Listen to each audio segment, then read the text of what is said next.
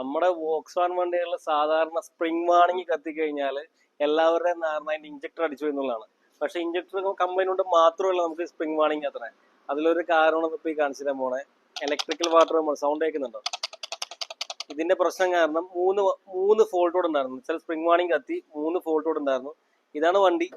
Complaint എന്ന് വെച്ച് കഴിഞ്ഞാല് ടർബോ കംപ്ലൈന്റ് കാണിച്ചു, അതുപോലെ ഇലക്ട്രിക്കൽ വാട്ടർ പമ്പ്, അതുപോലെ EGR കൂളർ, അങ്ങനെ 2-3 ഐറ്റംസ് ഒരുമിച്ച് ഫോൾട്ടോട് കാണിച്ചു. അപ്പൊ അതിന്റെയാണ് സ്പ്രിംഗ് വാണിംഗ് കത്തിയത്.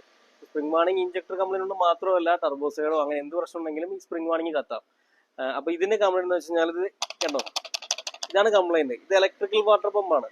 അപ്പൊ ഇതിനകത്ത് ഷോർട്ടായിട്ട് ഈ വയറിംഗ് തന്നെയാണ് നമ്മുടെ ടർബോലോട്ടും അതുപോലെ തന്നെ EGR കൂളോട്ടൊക്കെ ഈ ഒറ്റ ലൈനാണ് പോണേ. അപ്പൊ ഇതിനകത്ത് ഷോർട്ട് കാണിച്ചു കഴിഞ്ഞാൽ സ്വാഭാവികമായിട്ടും അകത്ത് ഫ്യൂസ് അടിച്ചു പോകും. അപ്പൊ ആ ഫ്യൂസ് അടിച്ച് പോകുമ്പോഴാണ് ഈ 3 ലൈന് കട്ടാവുന്നത്, സ്പ്രിംഗ് വാണിംഗ് കത്തുന്നു, വണ്ടിക്ക് വലി കുറവ്, ബ്ലാക്ക് സ്മോക്ക്, അങ്ങനെ ഒരുപാട് പ്രശ്നങ്ങൾ. അതുപോലെ EGR പോകുന്ന കൂളിംഗ് ഇതൊന്നും നടക്കാതെയാവും. അപ്പൊ ഇതായിരുന്നു അതിന്റെ കംപ്ലൈന്റ്. ഇഞ്ചക്ടർ പോയതല്ല. എല്ലാവരുടെയും ധാരണ ഇഞ്ചക്ടർ കംപ്ലൈന്റ് ഉണ്ടെങ്കിൽ മാത്രമാണ് സ്പ്രിംഗ് വാണിംഗ് കത്തുക എന്നുള്ളത്. അങ്ങനെയല്ല, ഇങ്ങനെ എന്ത് പ്രശ്നം ഉണ്ടെങ്കിലും സ്പ്രിംഗ് വാണിംഗ് കത്താം. അപ്പൊ ഇതിന്റെ കംപ്ലൈന്റ് ഇപ്പൊ ഇലക്ട്രിക്കൽ വാട്ടർ പമ്പ് ഷോർട്ടായിട്ട് ടർബോലോട്ട് ലൈൻ എല്ലാം കൂടെ ഒറ്റ ഫ്യൂസ് വരുന്നത്. ആ ഒരു ഫ്യൂസ് അടിച്ചു പോയി, അതുകൊണ്ടാണ് ഈ വാണിംഗ് കാണിച്ചത്.